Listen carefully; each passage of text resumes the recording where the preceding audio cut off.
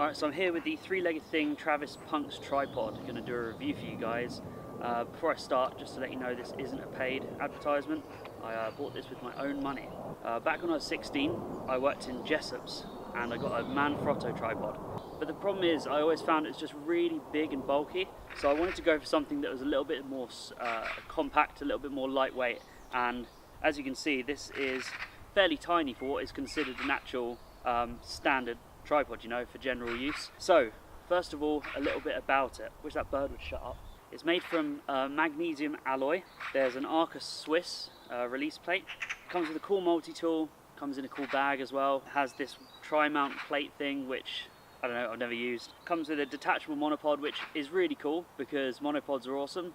But again, I've just never used it. Twistlock legs, as opposed to clamps. Bubble grips, apparently these are all weather use, but I'll get into that later. Spirit levels, I think there are 3, one on the plate, one on this little head, and one on the actual legs. Apparently it has an 18 kilogram load limit. It weighs 1.6 kilograms. With the column out, its height is 1.65 meters. With the column down, its height is 1.39 meters. It's 45 centimeters closed. It can go completely flat, and it has a ball head with pan and lock, which is pretty standard for ball heads. So the initial impressions of this tripod, it just feels really, really well designed. The weight is really nice, it's really, really light, especially when compared to the 2.5 kilo Manfrotto tripod I have. I paid, I think it was on sale for 125, but I know it varies from between £125 to £150, depending on where you get it from. The product I'm compared to is a Manfrotto 190 XB, with the 480 RC2 ball head, which, as I said, I got 12 years ago. They're both still going strong. They're currently holding the camera up right now. I guess it feels lightweight but very sturdy, but obviously when you compare it to the Manfrotto, which is kind of a more heavy-duty tripod, the Manfrotto does feel a lot more sturdy. I went to Australia last year and I was right on the limit of my bag weight, and I had to leave the Manfrotto behind. So that meant I had no tripod. Now if I'd had this would probably fit into my hand luggage, which is a big difference. It meant I would have had a tripod, and obviously having a tripod is better than not having a tripod. So another thing that I've seen people talking about is the difference between the twistlock legs and the clamps. I've got both. I've got obviously the clamps on the Manfrotto and the twist on the three-legged thing. I've seen people moaning about it, really, like it's hardly a big deal. Sometimes, you know, if you don't do it up tight enough, it slips, which is kind of a pain, but then you just tighten it up. It's like whatever, it takes 2 seconds. The only problem I found with these is that when my hands are wet or sweaty, for example in Vietnam the humidity was quite high, my hands are really sweaty and it's quite difficult to tighten these up. Usually I had to use my t-shirt or something like this. On the flip side of that, the clamps on the Manfrotto, when my fingers were really cold, it's kind of hard to open them. So yeah, I mean, there's pros and cons to both, right? I personally don't mind them, I think it's no big deal. So another comparison I'd like to make is the comparison between the head. If I was trying to move the camera, for example, if I wanted to recompose or I just needed to, you know, move to whatever, that rock over there, I wouldn't have entire confidence in this not slipping. With the Manfrotto, it was a lot more heavy duty. I'd just crank it and it would be tight, and you couldn't budge it as hard as you could. But with this, even if you cranked it as hard as you could, especially if you had a heavy lens on, then I wouldn't have confidence that this wouldn't slip. I often found that I'd have it on my shoulder, which wasn't an uncommon thing for me to do, and I would find that the camera would slip and like hit me in the head or whatever. So that didn't give me complete confidence in the ball head. Having said that, it's not entirely fair to compare this to the Manfrotto, because the Manfrotto 488 RC2 is just a lot sturdier. So. Okay, the last comparison I wanted to make is just the type of tripod plate that you had. With this one, you have a Arca Swiss type plate, so it's literally the tripod plate slides in like that, and then you tighten it up here, and that's in. Now, to prevent that from slipping, we have 2 little bolts here, so if this isn't entirely tight, it will catch as it slides out. So that's kind of your safety mechanism. In my opinion, it's not as good as the Manfrotto's one, but this is an Arca Swiss design, so it's not exactly the three-legged thing's fault. I'm not sure which I prefer. I think I prefer Arca Swiss. It's just a little bit quicker. You just literally slot it in, tighten up, and it's good to go. Whereas the Manfrotto one, you'd have to push it in, and then you have to lock it, and then you'd have to lock it again. So yeah, I think I prefer Arca Swiss. So yeah, as I said, I got the L bracket. Now the L bracket costs £50. You know, that's kind of about 40% the cost of the actual tripod. So that seems to me like it's a little bit overpriced, especially when I bought the tripod for £125. I get the ball head, I get a tripod plate, I get the actual tripod.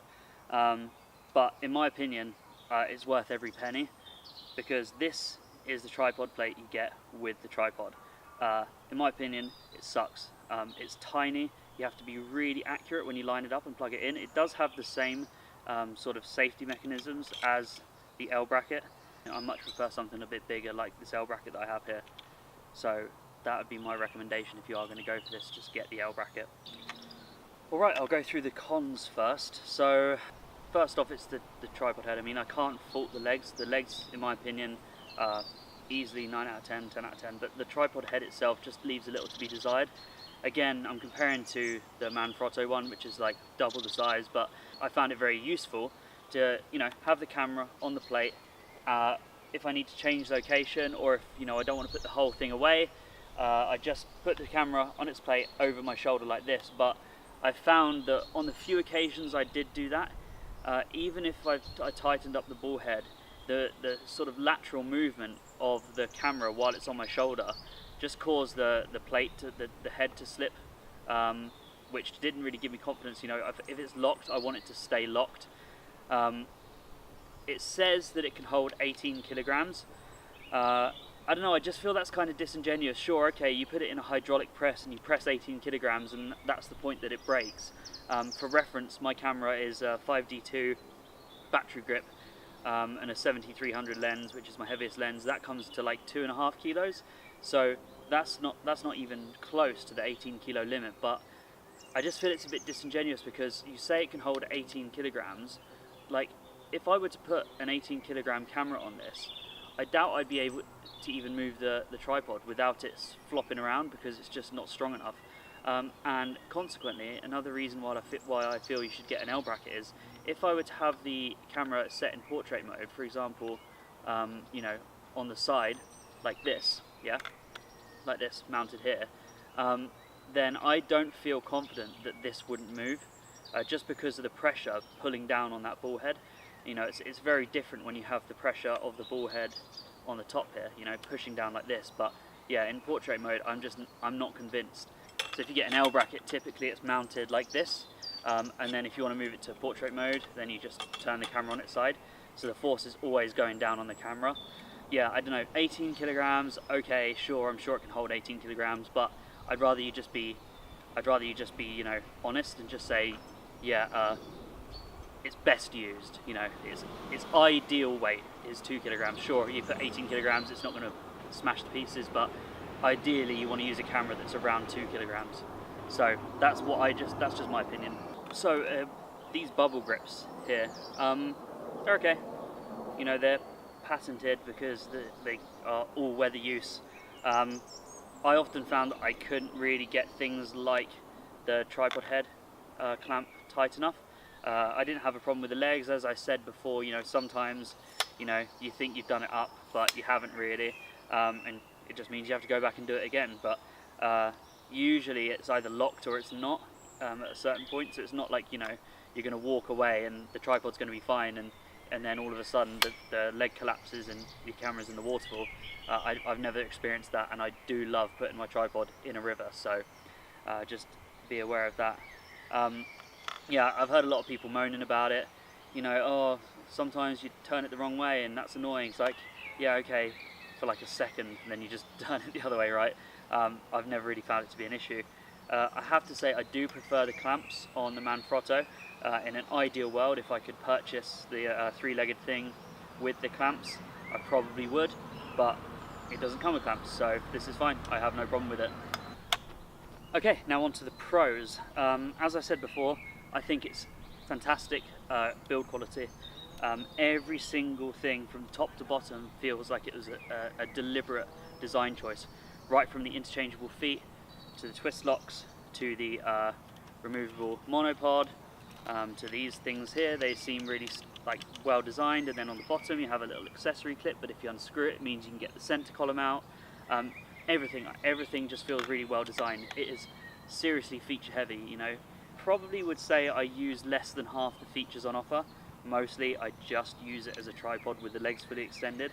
But there are occasions when you want to get really low to the ground. For example, if you want to film something that's a macro, like a flower, and you have the legs as far as they'll go, and you have this center column in the way, you can remove that. That was kind of a feature that I wanted, even though it's not something I use, because there's nothing more annoying than wanting to get lower, but you can't. So yeah, I think the design of this, really, really well thought out. It feels like a really, really decent piece of kit. I've had crappy tripods in the past, your £20 Velbon or your £15 Jessup Special. This is just leaps and bounds above anything like that.